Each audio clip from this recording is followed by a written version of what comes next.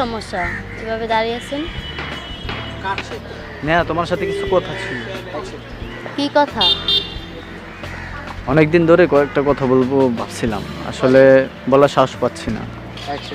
জি বলেন। যদি তুমি মাইন্ড করো, আচ্ছা যাক আমি বলেই দিই, ঠিক আছে? I love you.